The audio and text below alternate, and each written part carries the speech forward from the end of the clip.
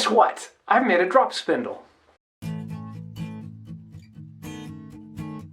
I suppose you could say this is my take on the fidget spinner.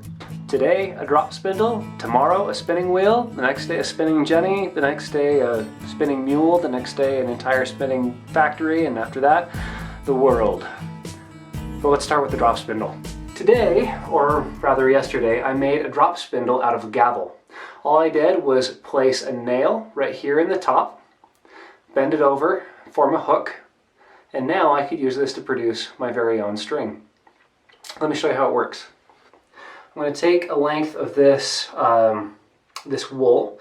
This is easy to spin beginner's wool that I picked up at the local spinning guild because they know things and I want to know things. The operations of using a drop spindle like this are very, very simple. First step, draw the fibers out. They call that drafting. If you tug on them, they generally get thinner. See that? Until it eventually comes apart.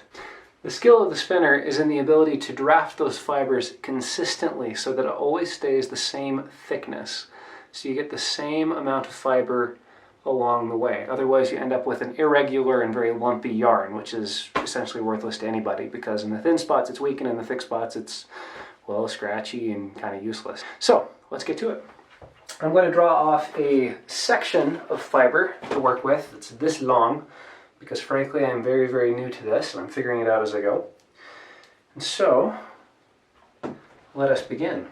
Step one, I'm going to use the hook to engage a piece of string that I've already got. Like so. Now I'm going to give it a quick spin to get it started and tangle up the yarn. See? This is why I made one, so that I can try things out, figure it out, and generally understand it better. There we go. Let's loop this over my wrist like so. On the fuzzy bit right here, I'm going to mesh this up, just basically pinch some of this fuzzy here together and stretch two of them together like so to get a decent join. I'm going to try to get enough to get started so I can match what I was doing before. Now that I have these pinched together, I'm going to give the spindle a whirl. Now let's join those together. Now I'm going to go up a little further and draft this out. Okay, I've got an inch or two. I'm very new to this. People who know how to spin will probably, well, they'll probably give me the benefit of the doubt. They started once too.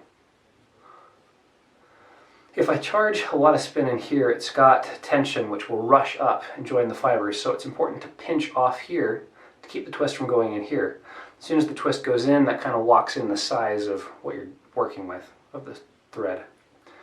So stretch, and then let the twist in. Give it some more. I have found that the gavel shape is actually really nice because if I rest it against myself like this, it stops, which is quite convenient as I'm perpetually meddling about with the draft. Yeah. Okay, so once you've got a length of yarn,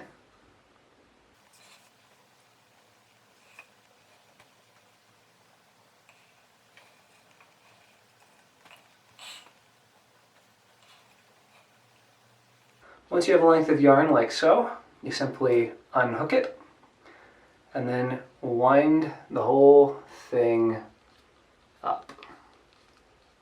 This is called a top whirl spindle because the counterweight, which in this case is the hammer part of the gavel, is at the top and the thread is wound beneath it. Okay? Now I bring out about that much string, now reset, I can do it again. The reason why spinning wheels are better than drop spindles is mostly to do with the fact that they can wind on the thread and make the thread spin all at the same time. I'm going to make one of those eventually. Just you wait.